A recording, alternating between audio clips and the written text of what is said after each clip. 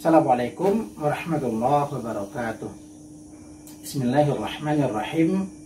Alhamdulillahi rabbil alamin wa bihi nasta'in wa ala umuri dunya waddin. Asyhadu an la ilaha illallah wa asyhadu anna Muhammadan abduhu wa rasuluhu. Allahumma shalli ala Muhammad wa ala alihi wa ashabi ajma'in. Amma ba'du. Bila dalam pertemuan kita yang singkat ini kita akan membahas tentang istilah-istilah yang terkait dengan fikih dan hal yang terhubung dengannya, ya, seperti apa itu ushul fiqh, kemudian apa itu qawaid al-fiqh dan yang terkait dengan itu. Baiklah, di awal terlebih dahulu ketika kita berbicara tentang masalah fiqhiyah, sesuai dengan judul awal kita adalah al-masail al-fiqhiyah. Awal kita adalah al-masail al-fiqhiyah, ya. Nah, di sini masail fiqhiyah. Di sini ada dua kata, yaitu kata yang pertama kata masail, dan kedua adalah kata fiqhiyah. Nah, kalau kita lihat kata masail ini asal katanya adalah masalah, ya. Asal kata daripada masail adalah masalah. Ini adalah bentuk mufradnya, sedangkan bentuk jamaknya adalah masail. Yang kata ini kalau kita lihat asalnya lagi, itu asal katanya adalah sa'ala, ya, sa'ala yas'alu. Asal katanya adalah sa'ala yas'alu, su'alan, bentuk lain daripada su'alan nanti, su'alan, ya, sa'ala yas'alu su'alan, bentuk lainnya adalah mas'alah, ya, mas'alah tadi. Jadi kalau kita lihat kata sa'ala itu berarti pertanyaannya bertanya, maka su'alan adalah pertanyaan. Begitu juga mas'alah. Secara bahasa su'alan atau mas'alah ini artinya adalah pertanyaan, karena dia bentuknya jamak, berarti masalah atau pertanyaan karena dia disandarkan dengan kata fiqhiyah. Sama kita tahu kata fiqhiyah ini asalnya adalah kata fikih, ya. Yang secara bahasa fikih itu artinya adalah al-fahmu, pemahaman. Jadi secara sederhana ketika kita memahami kata-kata masail fiqhiyah artinya masalah di fikih, atau adanya pertanyaan-pertanyaan yang terkait dengan masalah di fikih. Ya, pertanyaan di sini dalam ruang lingkupnya sangat luas, ya, sangat luas. Misalnya pertanyaan fikih dalam masalah fikih apa, fikih ibadah, ya, karena fikih itu wilayahnya luas. Nah, untuk itu sebelum kita berbicara lebih lanjut ini, kita akan membicarakan hal-hal yang terkait dengan ini dulu, pengertian awal. Misalnya kata fikih, memang kita tahu fikih itu artinya adalah al-fahmu, ya, secara bahasa artinya al-fahmu. Tapi dia paham apa? Kalau saya katakan saya fikih, artinya saya paham. Apakah ini masalah yang saya pahami? Secara bahasa bisa diartikan begitu. Namun secara istilahnya para ulama, karena fikih ini sudah menjadi sebuah disiplin ilmu, maka tentu fikih yang dimaknakan di sini bukan sekedar makna paham. Fikih di sini memiliki arti khusus. Yang sama kita ketahui, arti khusus daripada fikih itu sendiri adalah al-ilmu bil ahkam syar'iyyati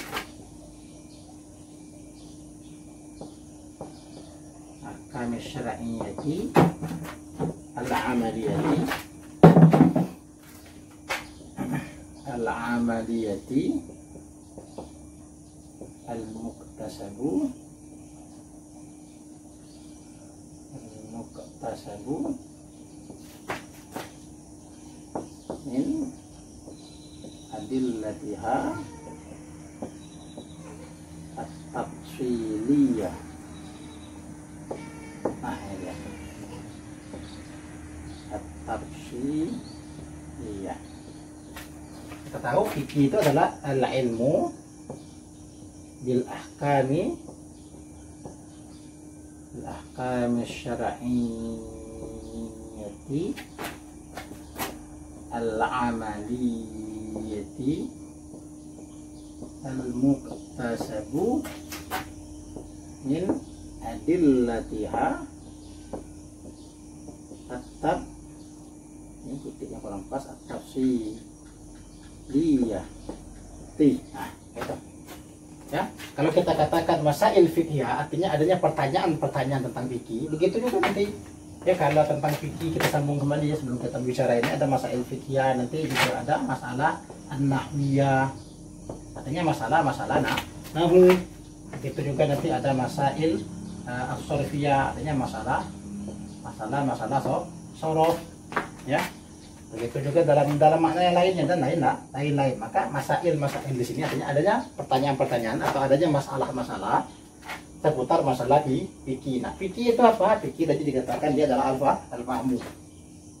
Kalau begitu, fikih menurut istilahnya para ulama apa? Al-ilmu. Fikih itu adalah sebuah ilmu, arti ada disiplinnya sendiri. Fikih adalah sebuah ilmu tentang apa? Ilmu bil ahkam syar'iyyah.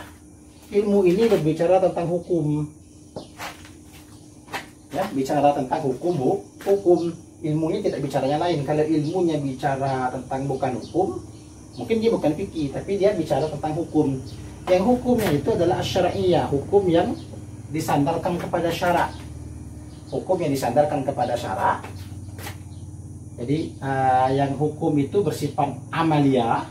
Ini kita artikan secara betul ya. Ilmu tentang hukum syar'iyyah yang berdasarkan dengan syarak. Kemudian hukum tadi, samping dia syariknya, dia juga amalia, dia juga berbentuk amalan, perbuatan. Yang hukum, yang ilmu itu muktasab, ya ilmu ini didapatkan min adillatiha, dari dalil-dalilnya hukum at-tafsiliyah yang rinci. Jadi fikih itu dalam istilahnya para ulama adalah ilmu tentang hukum syariat amalia yang didapatkan dari dalil-dalil hukum yang rinci, dari dalil-dalilnya yang lengkap, ya dalil-dalilnya lengkap. Apa saja dalil-dalil hukum? Nah, apa dalil-dalil fikih itu ya? Itu nanti ada pembahasan tersendiri apa saja yang bisa menjadi dalil. Namun yang jelas di awal di sini kita katakan bahwasanya fikih itu ilmu tentang hukum. Ya, hukum itu disebabkan kepada syarak. Apa itu syarak? Nah ya, apa itu syarak? Hukum ini katanya disebabkan kepada syarak. Ya, kalau hukum kita tahu hukum itu adanya aturan, ketentuan. Yang ketentuan itu ya, hukum di sini bisa diartikan, ya kita artikan bisa diartikan dengan ketentuan, bisa diartikan aturan dan seterusnya. Sehingga nanti kalau dalam takrifnya para ulama fikih ketika dia berbicara tentang hukum, katakan hukum syariah itu adalah khitabus syari', ya. Khitabus syari', maka hukum di sini secara sederhana bisa dimaknakan khitab ya. Ini adalah khitab atau. Nah, hukum ini, khitab ini, ketentuan ini atau aturan ini bersifat dia disebabkan kepada syarak. Artinya hukum syarak. Sebagaimana kita tahu syarak itu adalah ma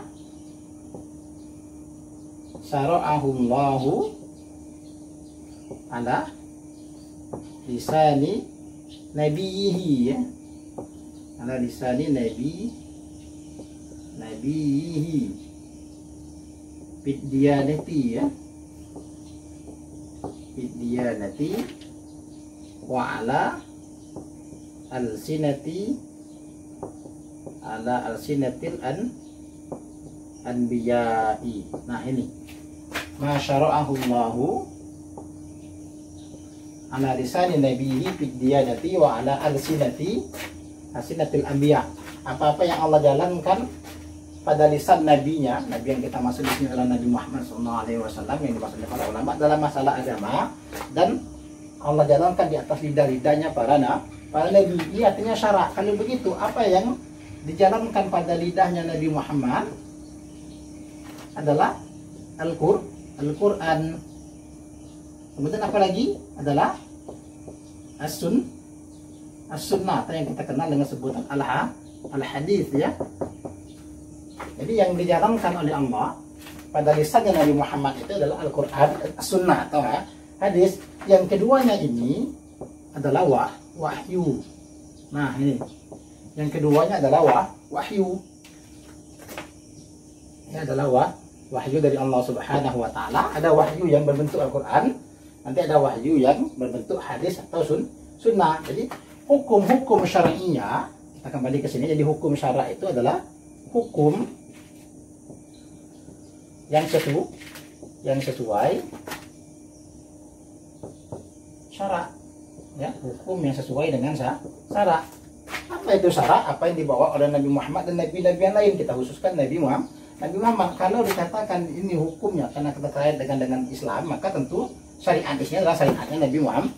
Apa yang dibawa oleh Nabi Muhammad, sehingga disebut dengan syariatnya Nabi Muhammad. Jadi hukum-hukum yang sesuai dengan syara', artinya hukum yang sesuai dengan apa-apa yang Anda jalankan kepada lisan Nabi Muhammad, yang berupa Quran, berupa hadis. Artinya hukum-hukum syara' itu hukum yang sesuai dengan Al-Quran dan sesuai dengan As-Sunnah atau hadis. Maka ilmu yang membahas tentang hukum-hukum syar'iyah sesuai dengan As-Sunnah, kemudian sesuai dengan Al-Quran, sesuai dengan As-Sunnah, sesuai dengan wahyu, sesuai dengan apa yang dibawa Nabi Muhammad, itu yang kita bahas.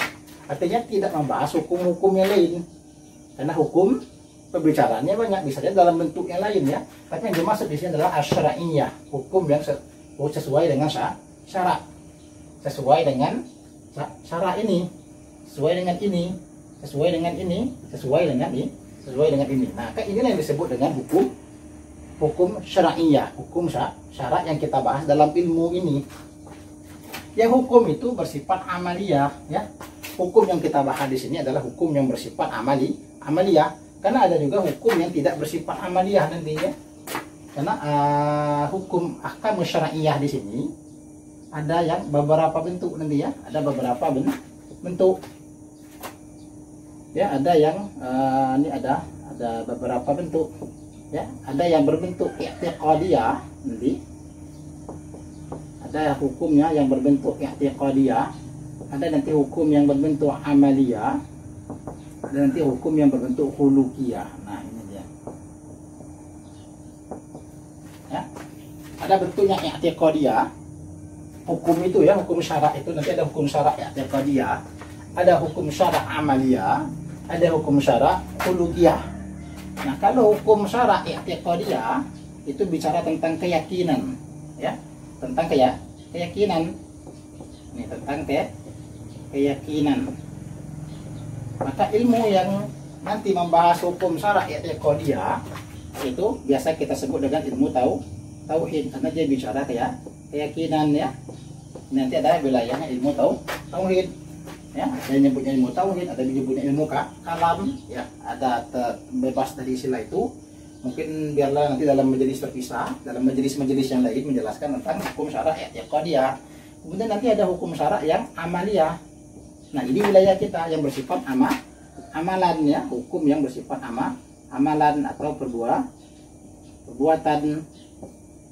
Nah, ini wilayahnya, ini baru wilayah kita, ya, wilayah fikih. Nanti ada yang bersifat khuluqiyah, ya, bersifat khuluqiyah atau bahasa kitanya akhlak. Ada hukum-hukum tentang akhlak, tentang tentang akhlak di sini, ya, tentang perilaku kita, tentang kesopanan kita, segala macamnya. Nah, ini wilayahnya adalah wilayah akhlak, ya. Ini adalah wilayahnya akhlak. Sehingga hukum syara' itu ada 3, ada masalah keyakinan. Nah, kita bicara di sini ini bicara amaliyah. Ya, bentuk amaliyah itu banyak, ya. Itu pekerjaannya, misalnya kita sholat. Nanti apa saja masalah-masalah tentang sholat, kemudian masalah misalnya tentang haji, apalagi perbuatan manusia itu, misalnya sholat, haji, ya, zakat. Ini dalam masalah ibadah nanti, ya. Nanti ada dia dalam masalah jual beli, nanti ada dia dalam masalah utang piutang, dia ada punya hukum perbuatan tentang masalah pinjam meminjam, gadai menggadai, sewa menyewa, dan seterusnya. Yang semuanya itu adalah perbuatan. Jadi hukum kita adalah hukum syara' amaliyah yang berkaitan dengan perbuatan.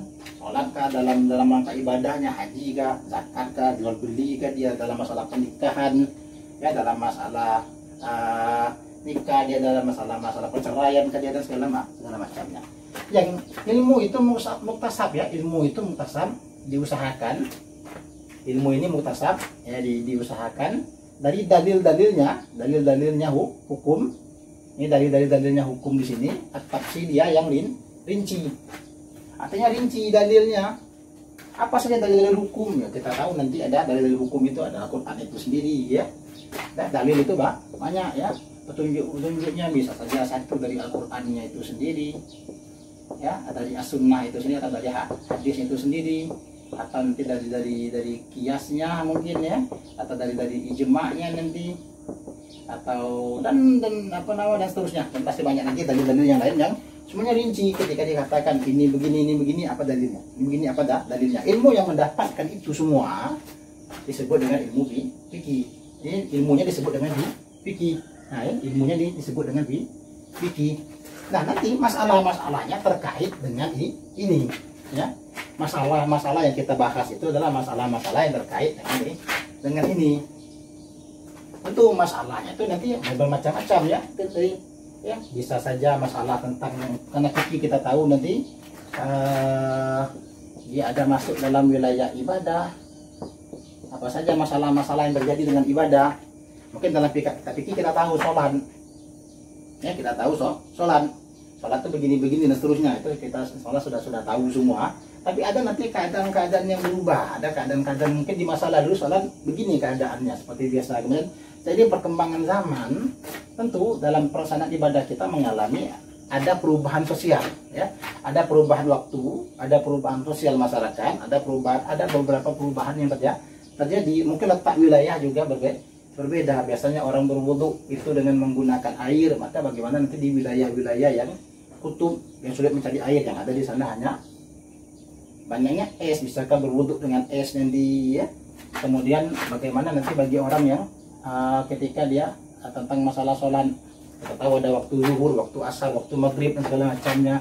Kemudian disesuaikan dengan letak daerah tertentu. Ada nanti daerah yang mungkin siangnya lebih sedikit daripada malamnya, atau matahari tidak pernah muncul, jadi sulit untuk menentukan perubahan waktu. Nanti kan jadi masalah. Kemudian dalam kondisi normal bagaimana sholatnya, dalam kondisi peperangan bagaimana sholatnya, kemudian dalam kondisi wabah seperti sekarang bagaimana cara kita melaksanakan ibadah. Ini adalah masalah ya, sholatnya kita tahu sholat zuhur, tapi dalam kondisi sekarang bagaimana untuk sholat misalnya biasa berjamaah, sekarang berjamaah sulit dibatasi karena penyebaran penyakit. Nah, ini jadi masalah yang kita tahu misalnya dalam masalah sholat, ya dalam masalah sholat nanti ada jamaah ini mengumpulkan orang banyak ketika melakukan sholat. Nah, dalam sholat berjamaah artinya ada kumpulan orang banyak, nanti ada sab-sabnya seperti yang kita tahu dalam pelajaran fikih pada umumnya. Nah, dalam kondisi adanya perubahan keadaan, dalam kondisi aman ya begini. Namun bagaimana nanti dalam kondisi terjadinya wabah? Ya, seperti sekarang ini kan ada wabah, ada corona yang menular atau penyakit-penyakit lainnya, sehingga di satu wilayah itu terjadi wabah, jadi penyakit yang menular. Kalau terjadi perkumpulan orang banyak bisa menulari jamaah. Nah, bagaimana dengan sholat berjamaahnya? Nah, apakah itu jadi masalah? Bagaimana dengan sholat jamaahnya, apalagi nanti sholat Jumat bagi laki-laki yang biasanya saudara kita jamaah 5 waktu tidak ramai, tapi sholat Jumat jumlahnya sangat banyak, bisa sampai penuh masjid itu. Sholat hari raya bisa penuh itu masjid. Nah, ini kan sholat kita tahu ya, sholat Jumat hukumnya fardu ain bagi setiap laki-laki yang sudah memenuhi syaratnya. Ini kan ibadah. Nah, namun yang jadi masalah adalah keadaan yang saat ini misalnya seperti terjadi wabah menular. Kalau dilakukan itu ada perkumpulan orang banyak yang bisa menulari orang banyak. Ini jadi masalah. Apa? Nah, itu jadi masalah bagaimana hukumnya kalau terjadi dalam keadaan begini. Maka dia menjadi soal. Dia menjadi masalah. Masalahnya bicara tentang fikih, maka ini adalah karena ruang lingkup fikih, maka masalahnya disebut dengan masalah fikih. Itu contoh ya. Begitu juga nanti dalam wilayah lain, misalnya dalam wilayah muamalah ya. Dalam misalnya muamalah tren sekarang jual beli, kita tahu ada si penjual, ada si pembeli. Saya beli barang, saya jual barang, ini barangnya, ini uangnya, segala macam. Tapi seiring perkembangan zaman, keadaan berubah. Bisa saja pembelinya di Indonesia, penjualnya di Amerika. Mereka tidak bertatap muka. Transaksi mungkin mereka lakukan via chatting saja atau via aplikasi. Nah, bagaimana hukum jual beli yang begini? Ya, penjualnya entah di mana jauh di Amerika sana, si pembelinya ada di Indonesia ada di Jambi, mereka tidak pernah ketemu, barangnya cuma ada gambar-gambarnya saja. Kalau jual beli seperti biasa, kita datang ke toko, datang ke warung, kita serahkan uang, kita ambil barang, terjadi akad, selesai itu. Nah, tapi yang jadi masalah, penjual dan pembelian tidak ada dalam satu tempat, dalam jarak yang jauh. Mereka hanya berhubungan melalui pesan saja, sehingga nanti si pembeli mengirimkan sejumlah uang, si penjual mengirimkan barang, kemudian sampai tidak ada pertemuan di sana. Maka bagaimana sistem jual beli begini? Kan mengalami perubahan atau yang kita sebut dengan jual beli online. Ini kan mengalami perubahan keadaan. Ini jadi permasalahan. Apakah boleh? Nah, jadi soal jadi masalah ya. Ada juga nanti dalam masalah misalnya munakahan ya. Dalam masalah pernikahan juga jadi masalah. Lagi sama online sekarang serba online, maka boleh nanti biasa nikah ada mempelai laki-laki, mempelai perempuan, ada hakimnya di sana ya, atau penghulu bahasa kita, nanti ada walinya atau ada saksi-saksinya lengkap semua dalam satu majelis. Bagaimana kalau sekiranya pernikahan itu tidak dalam satu majelis? Ya, laki-lakinya mungkin di Amerika sana, yang perempuan ada di Jambi. Apakah sah pernikahan begini hanya melalui telepon saja atau melalui aplikasi Zoom?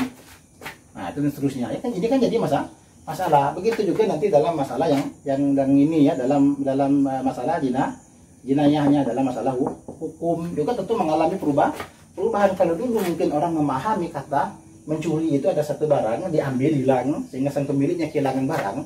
Kemudian perubahan zaman sekarang ada nanti disebut dengan pencurian hak kekayaan intelektual. Ya, bukunya tidak ada sebuah buku atau ada sebuah aplikasi yang tidak hilang, tapi yang hilang adalah keuntungannya. Justru aplikasi berubah menjadi lebih banyak.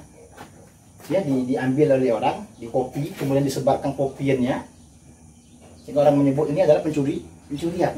Kita bahasa lainnya disebut membajakan. Kalau kita tahu mencuri itu, ini ada sebuah barang diambil orang, maka barangnya hilang. Nah, perubahan zaman, kata mencuri tidak lagi dipahami begitu ya. Barangnya tetap ada, namun barang ini dikopi menjadi lebih banyak. Namun si pemilik barang mengalami kerugian.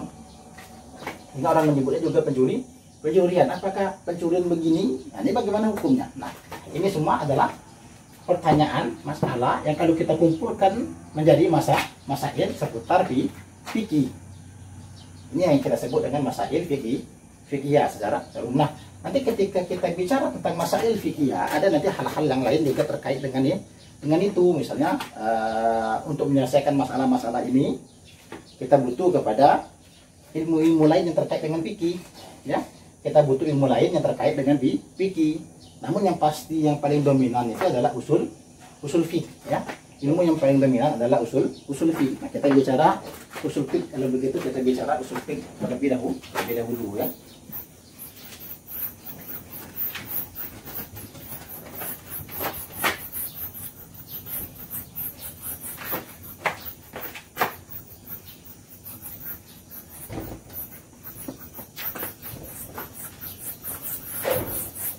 Sebelum kita berlanjut ini, kita perlu memahami beberapa ilmu-ilmu atau ketentuan-ketentuan yang terkait dengan itu. Kita bahas dulu sekarang adalah usul fikihnya ya. Ya, kita tulis lagi di sini, al-fikhu tadi adalah al-ilmu, sama al-fikhu kita singkat al-ilmu bil ahkam syar'iyyati, al-ilmu bil ahkam syar'iyyati al-amaliyati al-muktasabu, kita tulis ulang, al-muktasabu min adillatiha tafsiliyah. Nah, tafsiliyati.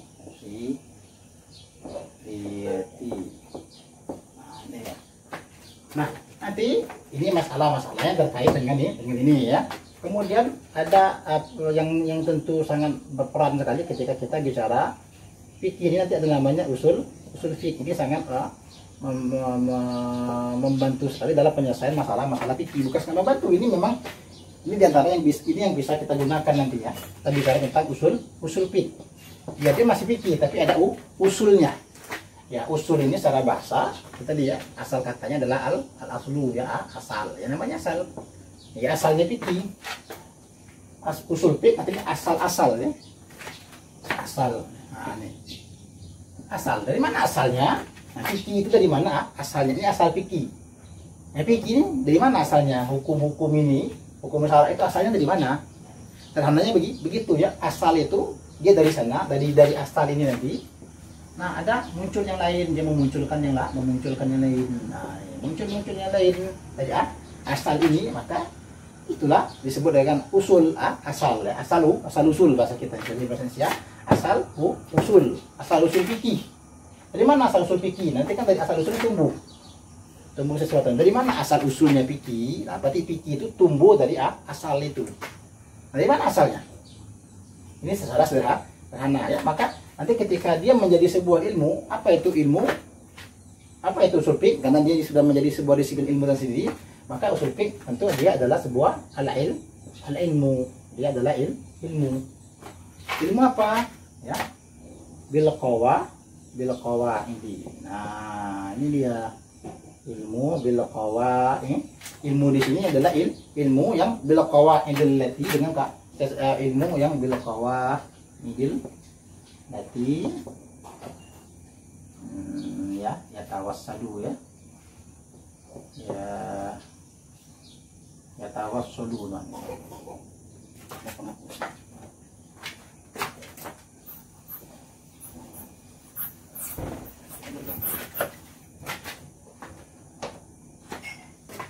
Qawaidul lati ilmu bil qawaidul lati.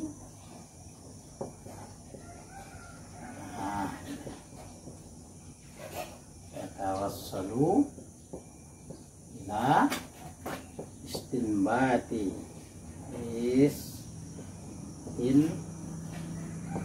batil ahkam syar'iyyati.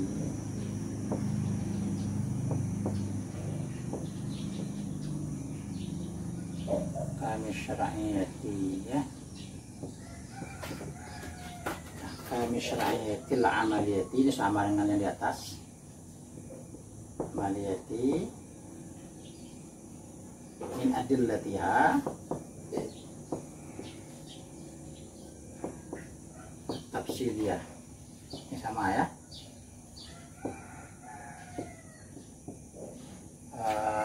Al-ilmu bil qawaidil lati yatawassalu ila istinbatil ahkam syar'iyyati al-amaliyati, kurang pas ya, al-amaliyati min adillatiha at-tafsil. Nah, tafsiliyati. Nah, ini yang disebut dengan usul fiqh ya. Ilmu tentang kaedah, nanti ada kaedahnya. Nah, ilmu tentang kaedah. Yang kaedah itu menyampaikan kepada istinbat. Ya, kepada istinbat. Apa itu istinbat? Istifadah. Ya. Mengambil faedah, mengambil kesimpulan hukum kesimpulan apa? Faedah apa? Faedah hukum syariat amaliyah dari dalil-dalilnya yang rinci ya. Jadi kalau begitu ilmu tentang kaedah di fikih tadi adalah ilmu tentang kaedah yang menyampaikan kepada mengambil kesimpulan hukum syariat amaliyah dari dalil-dalilnya yang rinci. Nanti hukum itu kita bicarakan tadi ya, apa namanya, ada dalil-dalilnya yang rinci, ada ayatnya segala macam terusnya. Nah, ada nanti ilmu yang membahas kaedahnya ya.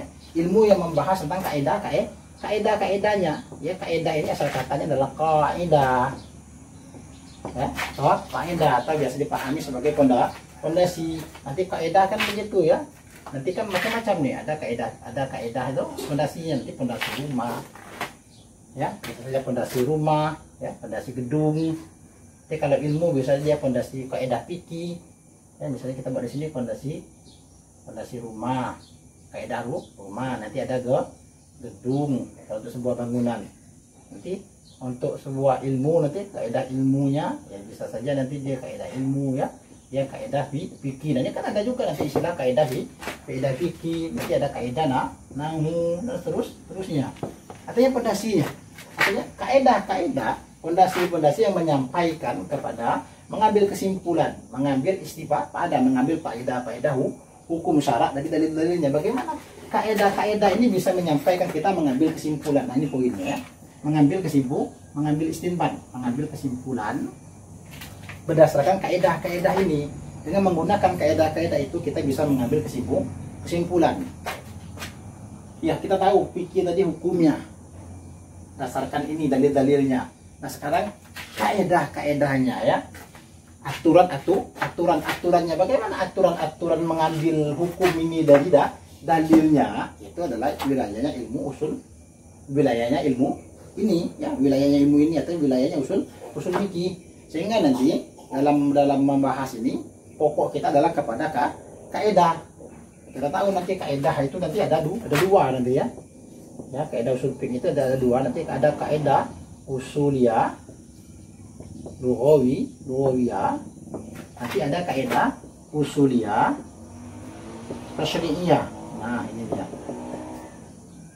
tasyri'iyah. Nah, kalau kaidah usuliyah lughawiyah ini kan terkait kaidah usul yang dari sisi kebahasaan. Misalnya ada kata-kata bahasa perintah, pergilah, makanlah, minumlah, kerjakanlah sholat, ya rukuklah, begitulah ada perintah. Sehingga dari sisi kebahasaan muncul nanti kaidah ya, al aslu fil amri lil wujub. Nah, ini dia muncul kaidah begini, misalnya kaidah yang umum ya, kalau kita bicara kaidah biasanya begitu. Ada nanti kaidah al aslu fil amri lil wujub misalnya ya, asal pada perintah itu wajib. Jadi kalau ada perintah nanti dalam ayat, ada perintah dalam hadis, asal perintah itu adalah wajib. Kalau diperintah asalnya, pada asalnya adalah wajib. Bisakah perintah itu tidak wajib? Bisa, ada keadaan-keadaannya nanti ya. Namun asalnya kalau diperintah berarti dia wajib. Begitu juga kalau dilarang ya, al aslu bin nahyi tahrim.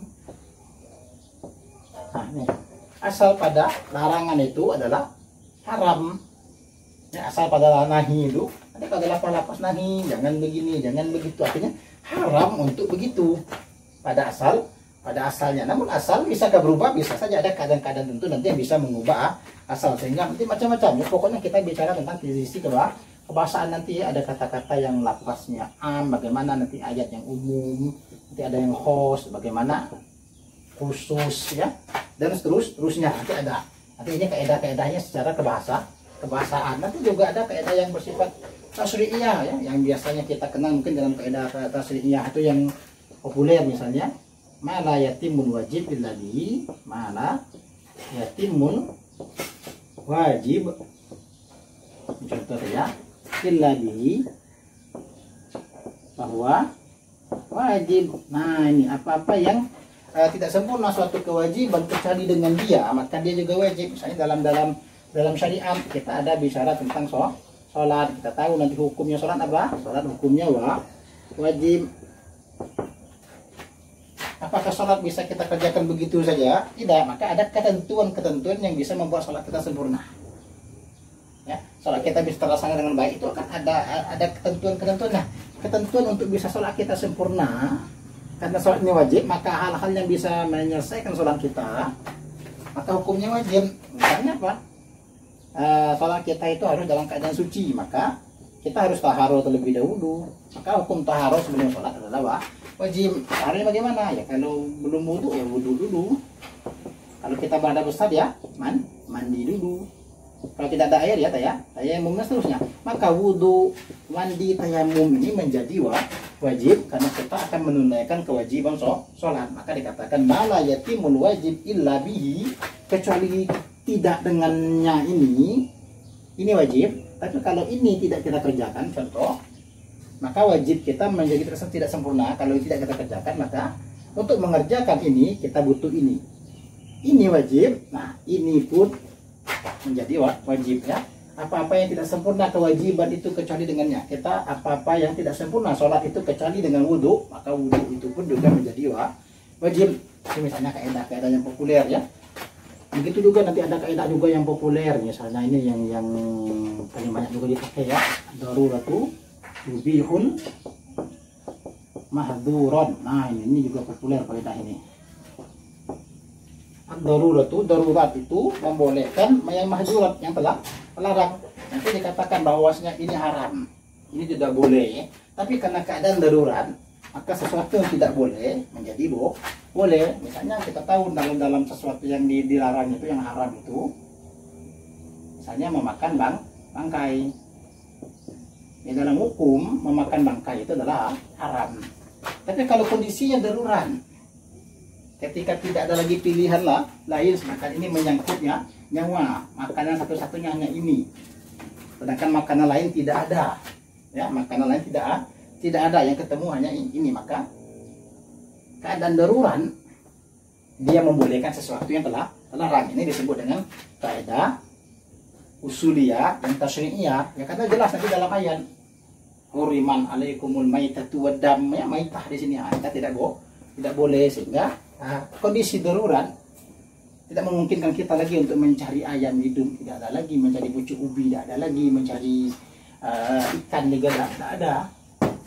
Terhadap seketika itu tidak ada pilihan lain kecuali bangkai, maka ad-daruratu tubihul mahdhuran. Ya, nanti dan macam-macam lagi yang lain ya, termasuk kaidah nanti tentang bicara tentang tasyri'iyah ini ada namanya nasakh nanti ya. Ada ayat yang menasihkan, nanti ada ayat yang dimansuh, dan bagaimana kaidah-kaidah lebih lanjut itu nanti akan kita bicarakan dalam usul fiqh. Ya, kaidah-kaidah ini akan dibahas dalam usul fiqh, sehingga ini memudahkan kita, membantu kita menyelesaikan masalah, pertanyaan, menyelesaikan masalah. Nah, kalau dikumpulkan masalah-masalah itu jadi banyak, berubah jadi masail fikih. Ini modal awal kita, dan hal-hal lain terkait dengan ini nanti akan kita bicarakan pada pertemuan-pertemuan kita selanjutnya, sebelum kita menyelesaikan masalah-masalah yang terjadi. Ini adalah bekal awal. Baiklah, saya rasa cukup dulu sampai di sini. Kita tutup dengan pembacaan hamdalah. Alhamdulillahirabbil alamin, subhanakallahumma wa bihamdika, asyhadu an la ilaha illa anta, astaghfiruka wa atubu ilaik. Wassalamualaikum warahmatullahi wabarakatuh.